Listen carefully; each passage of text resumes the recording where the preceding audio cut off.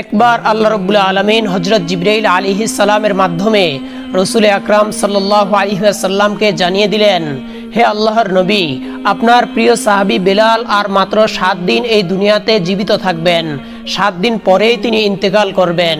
রাসূল আকরাম সাল্লাল্লাহু আলাইহি ওয়াসাল্লাম আল্লাহ রাব্বুল আলামিনের পক্ষ থেকে এই সংবাদ জানার পরে তিনি তার বিশিষ্ট সাহাবী হযরত ওমর ও আলী রাদিয়াল্লাহু তাআলা আনহুমাকে বললেন, হে আমার সাহাবীরা, আমি জানতে পারলাম আমার প্রিয় সাহাবী বেলাল আর 7 দিন পরে এই দুনিয়া থেকে ইন্তেকাল করে চলে যাবে, কিন্তু আমি জানি আমার এই প্রিয় সাহাবী এখনো বিবাহের সুন্নত আদায় করেনি। তাই তোমরা যাও, মদিনার প্রতিটি ঘরে ঘরে খুঁজে দেখো আমার এই প্রিয় সাহাবীর সাথে কোনো মেয়ের পিতা তার কন্যাকে বিবাহ দিতে রাজি হয় কিনা। তবে তোমরা সেই পিতাকে অবশ্যই বলে নিবে যে বেলাল আর মাত্র 7 দিন জীবিত থাকবে। হযরত আলী ও উমরে ফারুক রাদিয়াল্লাহু তাআলা আনহুমা রাসূল আকরাম সাল্লাল্লাহু আলাইহি ওয়াসাল্লামের কাছ থেকে এই নির্দেশ পাওয়ার পরে হযরত বেলাল রাদিয়াল্লাহু তাআলা আনহু এর জন্য পাত্রীর সন্ধানে বেরিয়ে পড়লেন।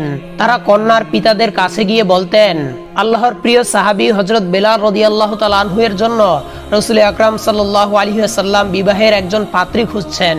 আপনারা কেউ কি আপনাদের কন্যাকে বেলালের সাথে বিবাহ দিতে রাজি আছেন? তাদের এই কথা শুনে কন্যার পিতারা বলতে লাগলো, আমরা কেন আল্লাহর নবীর প্রিয় সাহাবী হযরত বেলালের হাতে আমাদের কন্যাকে তুলে দিব না? আমরা অবশ্যই তার সাথে আমাদের কন্যাকে বিবাহ দিতে চাই। এটা তো আমাদের জন্য একটি সৌভাগ্যের ব্যাপার হবে। তখন হযরত ওমর ও আলী রাদিয়াল্লাহু তাআলা আনহুমা তাদেরকে বললেন, কিন্তু তোমরা একটি বিষয় জেনে রাখো, হযরত বেলাল আর মাত্র 7 দিন এই পৃথিবীতে জীবিত থাকবেন। 7 দিন পরেই তিনি ইন্তেকাল করবেন। আল্লাহর রাসূল সাল্লাল্লাহু আলাইহি ওয়াসাল্লাম তোমাদেরকে এই সংবাদটিও জানিয়ে দিতে বলেছেন। যখনই তারা জানতে পারলো যে হযরত বেলাল আর মাত্র 7 দিন এই পৃথিবীতে জীবিত থাকবেন, তখন তারা বলতে লাগলো, যদি অবস্থা এরকমই হয় যে বেলাল 7 দিন পরেই পৃথিবী থেকে ইন্তেকাল করবে, তাহলে আমরা আমাদের কন্যাকে তার হাতে তুলে দিতে কোনোভাবেই রাজি নই, কারণ আমরা চাই না 7 দিন পরে আমাদের কন্যা বিধবা হয়ে যাক। অতঃপর হযরত ওমর ও আলী রাদিয়াল্লাহু তাআলা আনহুমা মদিনার বিভিন্ন জায়গায় হযরত বেলালের জন্য একজন মেয়ে খুঁজতে লাগলেন, কিন্তু তারা কোনো মেয়ে খুঁজে পাচ্ছিলেন না। খুঁজতে খুঁজতে তারা একটি জঙ্গলে পৌঁছে গেলেন।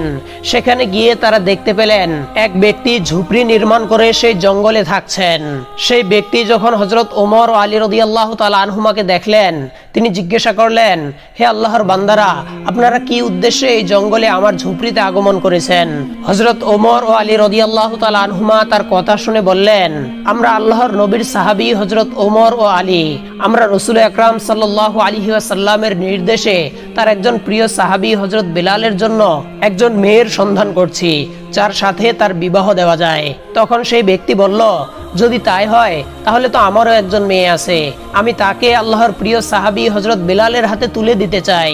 আর কেনই বা আমি আমার কন্যাকে তার হাতে তুলে দিতে চাইবো না, কারণ তিনি তো আল্লাহর নবীর একজন প্রিয় সাহাবী। তার হাতে আমার কন্যাকে তুলে দিতে পারলে আমি নিজেকে সৌভাগ্যবান মনে করব।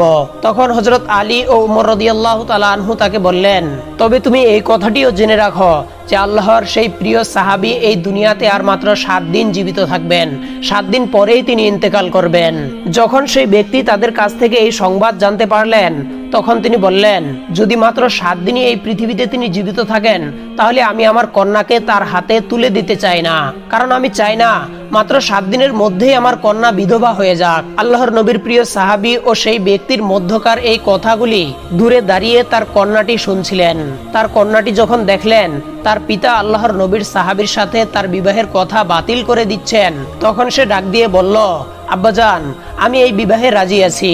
আপনি কিভাবে এমন বিবাহের পয়গাম প্রত্যাখ্যান করতে পারেন, যেই পয়গাম আল্লাহর নবী সাল্লাল্লাহু আলাইহি ওয়াসাল্লাম সরাসরি নিজে থেকে পাঠিয়েছেন?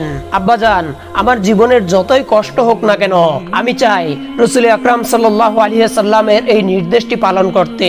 এরপর আল্লাহর নবীর প্রিয় সাহাবী হযরত বেলালের সাথে সেই কন্যাটির বিয়ে হয়ে গেল। হযরত বেলাল রাদিয়াল্লাহু তাআলা আনহু তখন তাকে জিজ্ঞাসা করলেন, হে আল্লাহর বান্দি, তুমি এই কথা জানার পরেও কেন আমাকে বিবাহ করলে যে আমি আর কেবলমাত্র 7 দিন এই পৃথিবীতে জীবিত থাকব? 7 দিন পরেই তো তুমি বিধবা হয়ে যাবে। তখন সেই মেয়েটি উত্তর দিলেন, হে আল্লাহর প্রিয় সাহাবী, যদিও 7 দিন পরে আমি বিধবা হয়ে যাব, তারপরও আমি আমার জীবন দিয়ে হযরত রাসূল আকরাম সাল্লাল্লাহু আলাইহি ওয়াসাল্লামের একটি নির্দেশ পালন করতে পেরেছি, এজন্য আমি আমার নিজেকে ধন্য মনে করছি। আর আপনার মতো আল্লাহর নবীর একজন প্রিয় সাহাবীকে আমার স্বামী হিসেবে পাওয়া তো আমার পরম সৌভাগ্যের ব্যাপার। হযরত বেলাল রাদিয়াল্লাহু তাআলা আনহু যেই দিন ইন্তেকাল করবেন, সেদিন তিনি তার বিবিকে বললেন, বিবি, আজ রাতেই তো আমি ইন্তেকাল করব।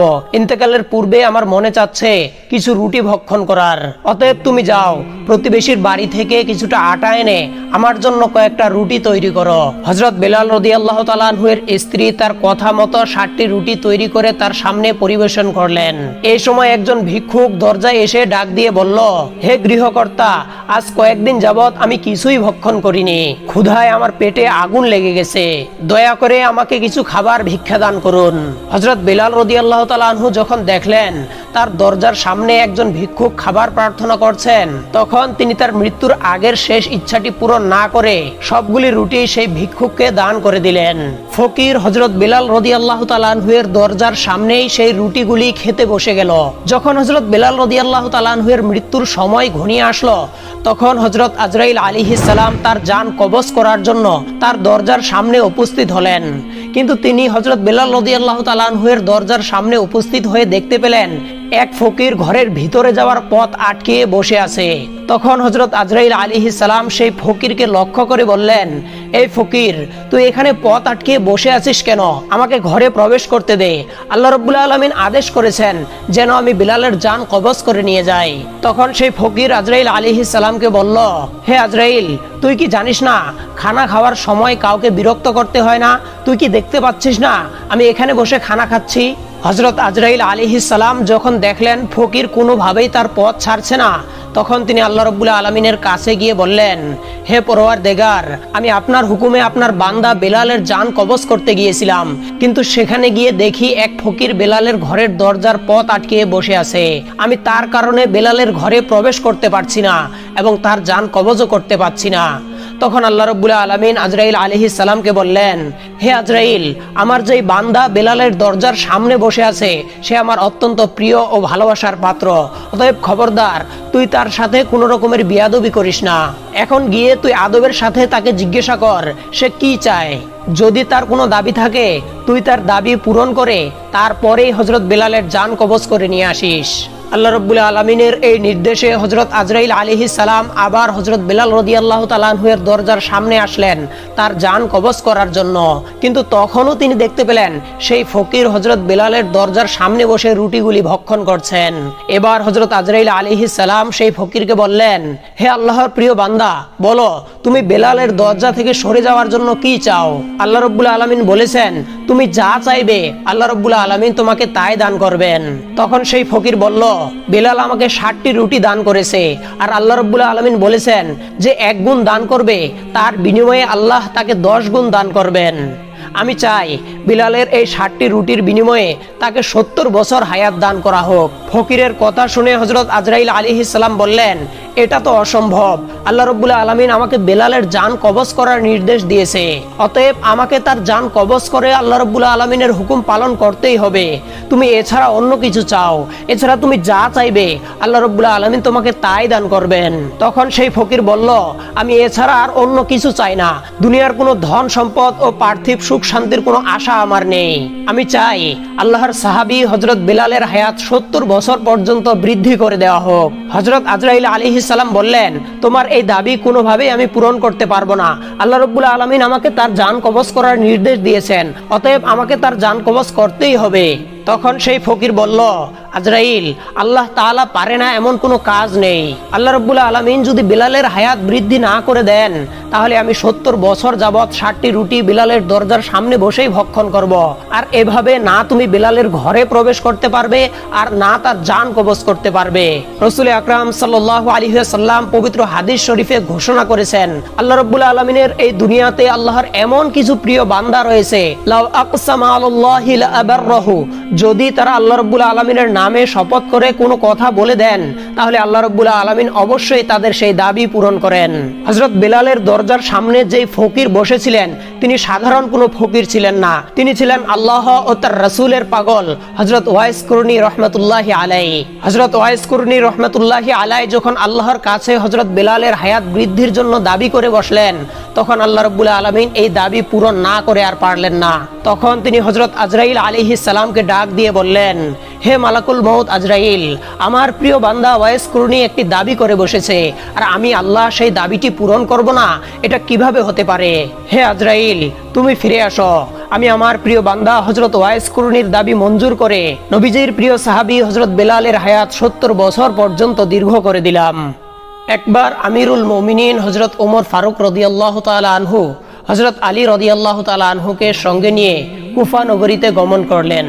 তিনি কুফা নগরীতে গিয়ে কুফার অধিবাসীদেরকে লক্ষ্য করে বললেন, হে কুফার অধিবাসীরা, তোমরা কি কেউ আমাকে ওয়াইস কুরনির সংবাদ দিতে পারো? হুজুর আকরাম সাল্লাল্লাহু আলাইহি ওয়াসাল্লামের একটি বিশেষ নির্দেশ পালন করার জন্য আল্লাহর এই প্রিয় বান্দার সাথে আমাদের দেখা করা একান্ত প্রয়োজন। তখন কুফার অধিবাসীরা বলল, হুজুর, আমরা এমন কোনো ব্যক্তিকে চিনি না। ওমর রাদিয়াল্লাহু তাআলা আনহু তাদেরকে বললেন, তোমাদের এখানে কেউ কি এমন লোক আছো যার বাড়ি কর্ন এলাকায়?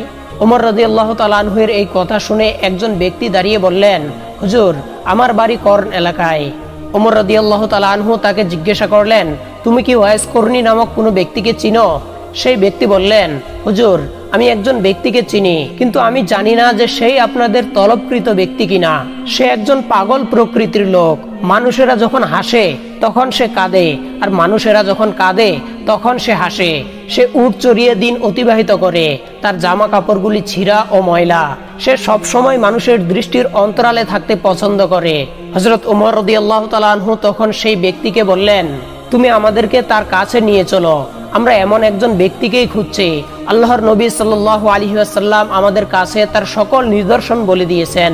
তুমি যে নিদর্শনগুলি বলেছো, রাসূল আকরাম সাল্লাল্লাহু আলাইহি ওয়াসাল্লাম আমাদের কাছে এরকম নিদর্শন বলেছিলেন। অতএব তুমি আমাদেরকে সেই ব্যক্তির কাছে নিয়ে চলো। তখন সেই ব্যক্তি হযরত ওমর ফারুক রাদিয়াল্লাহু তাআলা আনহু ও হযরত আলী রাদিয়াল্লাহু তাআলা আনহুকে নিয়ে সেই ব্যক্তির খোঁজে বেরিয়ে পড়লেন। এক বিরান ময়দানে গিয়ে তারা দেখতে পেলেন সেই ব্যক্তি একটি গাছের নিচে নামাজ আদায় করছেন। হযরত ওমর ও আলী রাদিয়াল্লাহু তাআলা আনহু তখন তার কাছে এগিয়ে গিয়ে পাশে গিয়ে দাঁড়িয়ে রইলেন। সেই লোকটি নামাজ শেষ করলে তারা তাকে সালাম দিলেন। লোকটি সালামের উত্তর দিয়ে তাদেরকে জিজ্ঞাসা করলেন, আপনারা কে, কি উদ্দেশ্যে আমার কাছে এসেছেন? তারা উত্তর দিল, আমরা আল্লাহর নবীর সাহাবী হযরত ওমর ও হযরত আলী। আমরা আল্লাহর একজন প্রিয় বান্দাকে অন্বেষণের উদ্দেশ্যে এখানে এসেছি। আপনি কি দয়া করে আপনার নামটি আমাদের কাছে বলবেন? তখন সেই ব্যক্তি বলল, আমার নাম আব্দুল্লাহ, অর্থাৎ আমি আল্লাহর বান্দা। হযরত ওমর রাদিয়াল্লাহু তাআলা আনহু বললেন, আমরা তো সবাই আব্দুল্লাহ। আমি আপনার কাছে সেই নামটি জানতে চাচ্ছি যে নামটি আপনার বাবা মা আপনার জন্য রেখেছিলেন। তখন সেই ব্যক্তি বলল, আমার বাবা মা আমার জন্য ওয়াইস নাম রেখেছিল, এবং লোকেরা আমাকে কর্ন এলাকার অধিবাসী হওয়ার কারণে ওয়াইস কর্নি বলে ডাকে। তখন ওমর রাদিয়াল্লাহু তাআলা আনহু আদবের সাথে তাকে বললেন, হে আল্লাহর বান্দা, আপনি কি দয়া করে আপনার ডান হাতটি আমাদেরকে দেখাবেন? ওয়াইস কর্নি রহমাতুল্লাহি আলাইহি তখন হযরত ওমর ও আলী রাদিয়াল্লাহু তাআলা আনহুর দিকে তার ডান হাতটি এগিয়ে দিলেন। তারা দেখতে পেলেন তার ডান হাতে কুষ্ঠ রোগের একটি সাদা চিহ্ন রয়েছে। রাসূল আকরাম সাল্লাল্লাহু আলাইহি ওয়াসাল্লাম তার নিদর্শনগুলি বলার সময় এই নিদর্শনগুলিও বলে দিয়েছিলেন। তখন তারা দুজনে তার হাতে চুম্বন দিয়ে বললেন, হে আল্লাহর প্রিয় বান্দা, আমরা তো আপনার খোঁজেই এসেছিলাম। তখন তিনি তাদেরকে জিজ্ঞাসা করলেন, কেন আপনারা এত কষ্ট করে আমাকে অন্বেষণ করে বের করেছেন? তারা বললেন, হুজুর আকরাম সাল্লাল্লাহু আলাইহি ওয়াসাল্লাম তার ইন্তেকালের পূর্বে আমাদেরকে একটি নসিহত করে গেছেন। তিনি তার পবিত্র জুব্বা মুবারক আমাদের হাতে দিয়ে বলে গেছেন আমরা যেন এটি আপনার কাছে পৌঁছে দেই, এবং তিনি আরো বলেছেন, তোমরা ওয়াইস কর্নিকে বলবে তিনি যেন আমার উম্মতের জন্য দোয়া করেন। ওয়াইস কর্নি রহমাতুল্লাহি আলাইহি বললেন, আপনারা হলেন রাসূল আকরাম সাল্লাল্লাহু আলাইহি ওয়াসাল্লামের প্রিয় সাহাবী। দোয়া করার জন্য তো আপনারাই আমার চেয়ে অধিক উপযুক্ত ব্যক্তি। অতএব আপনারাই তার উম্মতের জন্য দোয়া করুন। তারা বললেন, আমরা তো সব সময় রাসূল আকরাম সাল্লাল্লাহু আলাইহি ওয়াসাল্লামের উম্মতের জন্য দোয়া করি। আল্লাহর নবী বিশেষ করে আপনার কাছে এই অনুরোধটি করার জন্য বলেছেন। ওয়াইস কর্নি রহমাতুল্লাহি আলাইহি বললেন, হে নবীর প্রিয় সাহাবীরা, তার পবিত্র জুব্বা মুবারকের হুরমত রক্ষা করার ক্ষমতা কি আমার রয়েছে? আমি তো একজন পাপী এবং পাগল মানুষ। কিভাবে আমি তার পবিত্র জুব্বা মুবারকের হুরমত ও মর্যাদা রক্ষা করব? তারা বললেন, রাসূল আকরাম সাল্লাল্লাহু আলাইহি ওয়াসাল্লাম আপনার কাছেই যেহেতু এই জুব্বা মুবারক পাঠিয়েছেন, অতএব তিনি অবশ্যই জানতেন আল্লাহর কাছে আপনি কতটা দামি। দয়া করে আপনি তার জুব্বা মুবারক গ্রহণ করুন এবং তার গুনাহগার উম্মতের জন্য দোয়া করুন। তখন হযরত ওয়াইস কর্নি রাহমাতুল্লাহি আলাইহি তাদের কাছ থেকে রাসূল আকরাম সাল্লাল্লাহু আলাইহি ওয়াসাল্লামের পাঠানো জুব্বা মুবারক গ্রহণ করলেন এবং তিনি তাদেরকে বললেন, আপনারা এখানে একটু দাঁড়িয়ে থাকুন, আমি একান্ত নিভৃতে আমার দয়াময় প্রভুর সাথে কিছুক্ষণ কথা বলে নেই। এরপরে ওয়াইস কর্নী রহমতুল্লাহি আলাইহি হযরত আলী ও উমর রাদিয়াল্লাহু তাআলা আনহুকে সেই স্থানে দাঁড় করিয়ে রেখে একটু দূরে সরে গেলেন। অতঃপর তিনি সেজদায় পড়ে আল্লাহ রাব্বুল আলামিনের দরবারে কাঁদতে লাগলেন, হে আল্লাহ, তোমার প্রিয় হাবিব আমার কাছে তার জুব্বা মুবারক পাঠিয়েছেন এবং তিনি বলেছেন আমি যেন তার গুনাহগার উম্মতের জন্য দোয়া করি। তোমার হাবিব তার দায়িত্ব পালন করেছেন। হযরত আলী ও উমর রাদিয়াল্লাহু তাআলা আনহুকে তিনি একটি দায়িত্ব দিয়েছিলেন, তারাও তাদের দায়িত্ব পালন করেছেন এবং আপনার প্রিয় হাবিব আমাকেও একটি দায়িত্ব দিয়েছেন, আর তা হলো আমি যেন তার গুনাহগার উম্মতের জন্য দোয়া করি। হে আল্লাহ, আমি আপনার প্রিয় হাবিবের নির্দেশেই আপনার দরবারে তার গুনাহগার উম্মতের জন্য দোয়া করছি। দয়াময়, আপনি তার সকল গুনাহগার উম্মতকে ক্ষমা করে দিন। ওয়াইস কর্নী রহমতুল্লাহি আলাইহির এই মোনাজাতের পরিপ্রেক্ষিতে আল্লাহ রাব্বুল আলামিন বললেন, হে ওয়াইস, তুমি সেজদা থেকে মাথা উঠাও, তোমার এই দুয়ার বরকতে আমি উম্মতে মুহাম্মদীর একটি অংশকে ক্ষমা করে দিলাম। ওয়াইস কর্নী রহমতুল্লাহি আলাইহি বললেন, হে আল্লাহ, আপনি যতক্ষণ পর্যন্ত তামাম উম্মতে মুহাম্মদীকে ক্ষমা করবেন না ততক্ষণ পর্যন্ত আমি সেজদা থেকে মাথা উঠাবো না এবং আপনার প্রিয় হাবিবের জুব্বা মুবারকও পরিধান করব না। তখন আল্লাহ রাব্বুল আলামিন বললেন, হে ওয়াইস, তোমার দোয়ার কারণে আমি উম্মতে মুহাম্মদীর 1/3 গুনাহ মাফ করে দিলাম, তুমি সেজদা থেকে মাথা উঠাও। ওয়াইস কর্নী রহমতুল্লাহি আলাইহি বললেন, হে আল্লাহ, যতক্ষণ না আপনি আপনার প্রিয় হাবিবের সমস্ত উম্মতের গুনাহগুলিকে মাফ করবেন ততক্ষণ পর্যন্ত আমি সেজদা থেকে মাথা উঠাবো না এবং আপনার প্রিয় হাবিবের জুব্বা মুবারকও আমি গায়ে দিব না। তখন আল্লাহ রাব্বুল আলামিন বললেন, হে ওয়াইস, তোমার দোয়ার কারণে আমি অর্ধেক উম্মতে মুহাম্মদের গুনাহ মাফ করে দিলাম, তুমি সেজদা থেকে মাথা উঠাও। ওয়াইস কর্নী রহমতুল্লাহি আলাইহি পুনরায় আল্লাহ রাব্বুল আলামিনের দরবারে আরজ করলেন, হে আল্লাহ, আপনি তামাম উম্মতে মুহাম্মদের গুনাহগুলিকে মাফ করে দিন, তখনই কেবল আমি সেজদা থেকে মাথা উঠাবো। ওদিকে দূরে দাঁড়িয়ে থাকা হযরত ওমর ও আলী রাদিয়াল্লাহু তাআলা আনহু অনেকক্ষণ পর্যন্ত দাঁড়িয়ে থাকার কারণে বিরক্ত বোধ করলেন। তখন তারা হযরত ওয়াইস কর্নী রহমতুল্লাহি আলাইহির কাছে গিয়ে দেখতে চাইলেন আসলে তিনি কি করছেন। যখন হযরত ওমর ও আলী রাদিয়াল্লাহু তাআলা আনহু ওয়াইস কর্নী রহমতুল্লাহি আলাইহির কাছে এগিয়ে আসলেন তখন তার ধ্যান ভঙ্গ হয়ে গেল, আশিক ও মাশুকের প্রেমের বন্ধন ছিন্ন হয়ে গেল। তখন তিনি অত্যন্ত আফসোস নিয়ে হযরত ওমর ও আলী রাদিয়াল্লাহু তাআলা আনহুমাকে বললেন, আপনারা যদি আরেকটু পরে আসতেন তাহলে আমি সমস্ত উম্মতে মুহাম্মদের গুনাহগুলিকে মাফ করে নিতে পারতাম।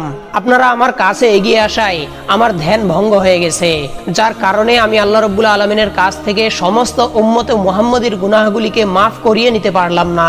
তখন তারা আফসোসের সাথে আল্লাহ রাব্বুল আলামিনের দরবারে তওবা করে ফরিয়াদ করলেন, হে আল্লাহ, আপনার প্রিয় বান্দার ধ্যান ভঙ্গ করার জন্য আপনি আমাদেরকে ক্ষমা করে দিন।